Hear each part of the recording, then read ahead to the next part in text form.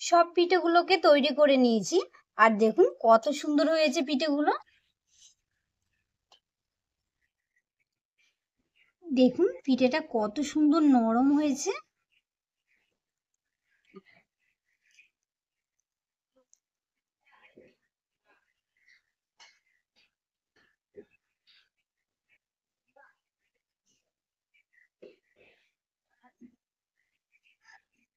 নমস্কার বন্ধুরা, বিন্দাস কুকে তোমাদের সবাইকে স্বাগত।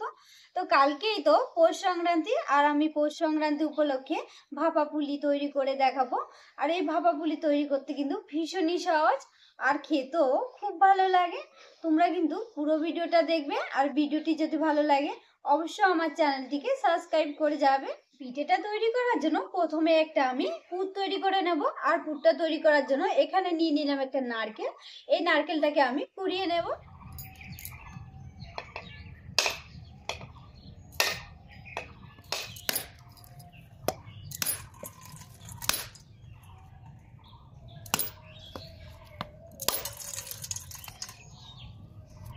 নারকেলটাকে ফাটিয়ে নিয়েছি, এবার আমি এটাকে কুড়িয়ে নেব।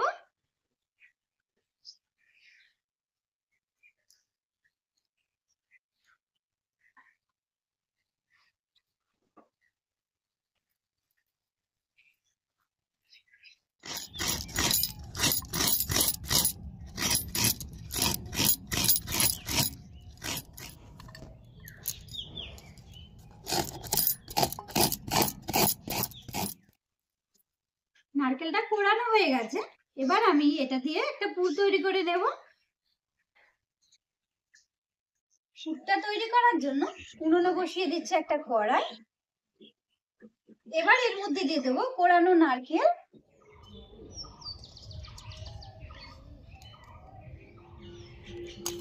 আর দিয়ে দিচ্ছি এখানে আমি পাটালি গুড়। আপনারা যে কোনো গুড়ই ব্যবহার করতে পারেন।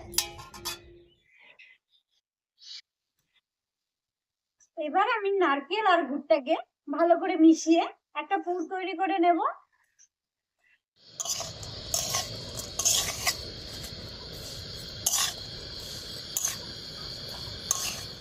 নারকেল আর গুড়ের একটা পুর তৈরি করে নিয়েছি, এবার আমি এটাকে নামিয়ে ঠান্ডা করে নেব। আর আমি পুরটাকে ঠিক এরকম রেখেছি।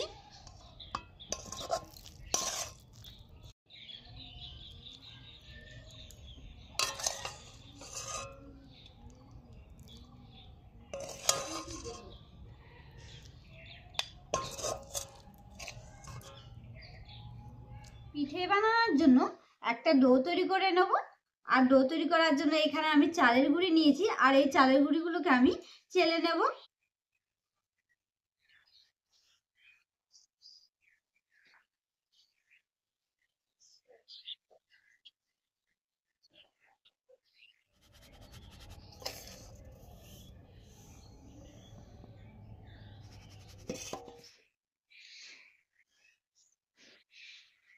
চালের গুঁড়িগুলো চেলে নিয়েছি, এবার আমি ডো তৈরি করে নেব। আর ডো তৈরি করার জন্য বসিয়ে দিচ্ছি একটা কড়াই।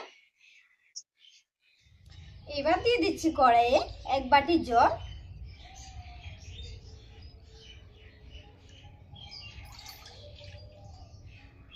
আর দিয়ে দেবো স্বাদ মতো লবণ। আর এই জলটাকে কিন্তু টাটকা গরম করে নিতে হবে।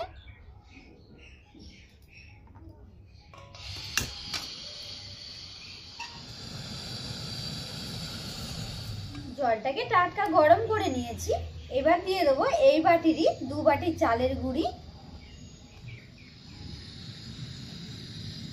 চালের গুঁড়িটা দেওয়ার আগে চুলার আঁচটাকে বন্ধ করে দেব।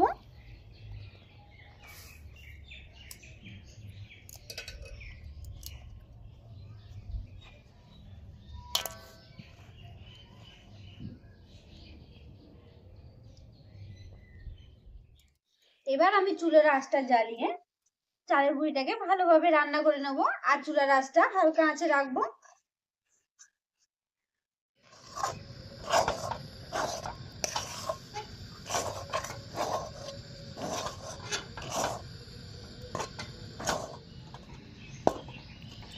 চালের গুঁড়িটাকে ভালো করে রান্না করে ঠিক এরকম শক্ত ডো তৈরি করে নিয়েছি।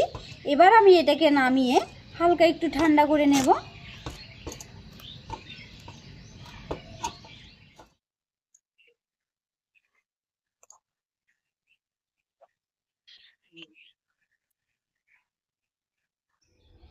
ডোটাকে হালকা ঠান্ডা করে নিয়েছি, এবার আমি এটাকে ভালোভাবে মেখে নেব।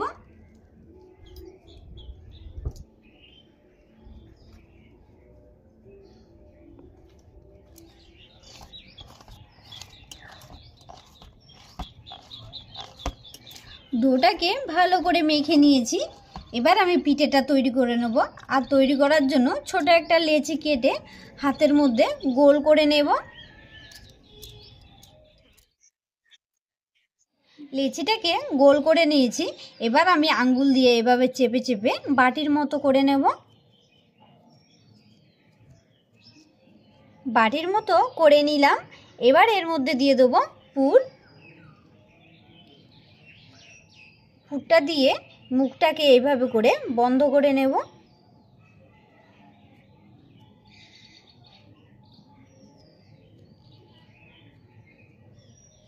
মুখটাকে বন্ধ করে নিয়েছি, এবার আমি এর সাইডের এই অংশটাকে আঙুল দিয়ে চেপে চেপে পাতলা করে নেব।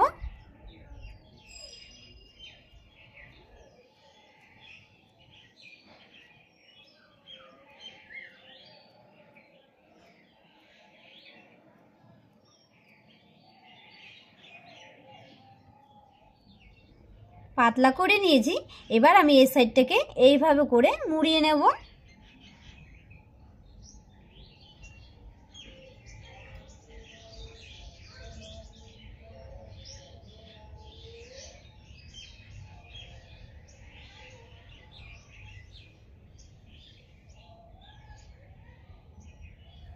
দেখুন পিঠেটা কত সুন্দরভাবে হয়ে গেছে।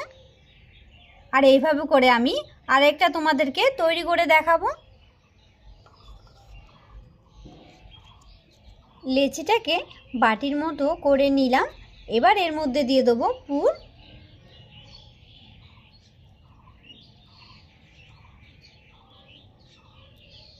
পুরটা দিয়ে এবার আমি মুখটাকে হাত দিয়ে চেপে চেপে বন্ধ করে দেব।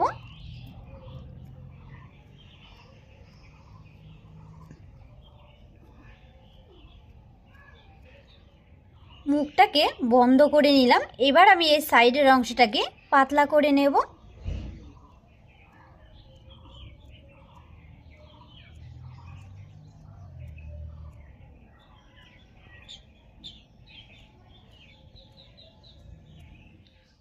পাতলা করার পর এবার আমি এই সাইডটাকে মুড়িয়ে নেব।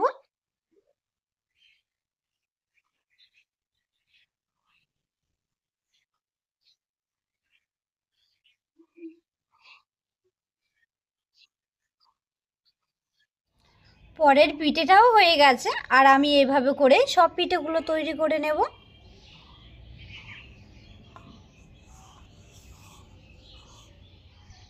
সব পিঠেগুলোকে তৈরি করে নিয়েছি, এবার আমি এগুলোকে ভাপে দেব।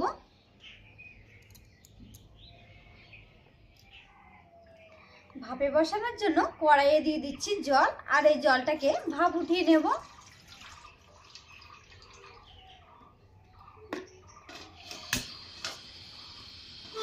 ভাপে বসানোর জন্য আমি এরকম একটা থালা নিয়েছি, আর এই থালার উপরে আমি সাদা তেল মেখে নেব, তাহলে পিঠেগুলো লাগবে না থালার গায়ে।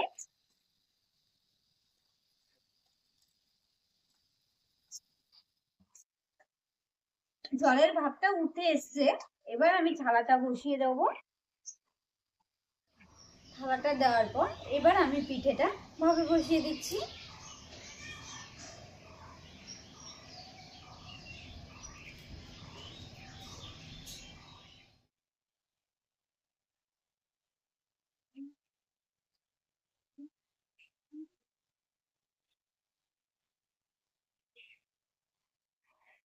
সব পিঠেগুলো দেওয়ার পরে এবার আমি ঢাকনা দিয়ে ঢেকে দেবো।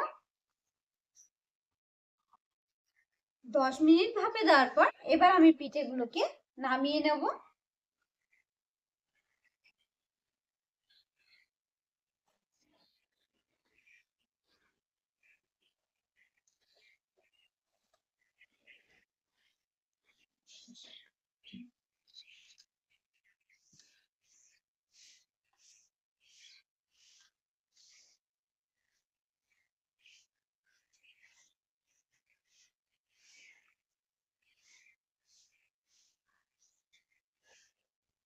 সব পিঠেগুলোকে তৈরি করে নিয়েছি।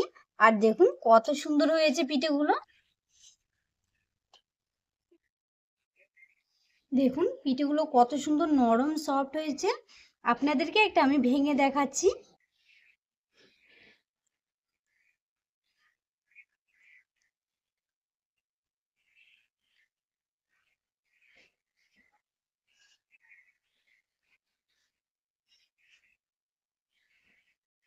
আজকে আমি তোমাদেরকে খুব সহজে ভাপা পুলি তৈরি করে দেখিয়েছি।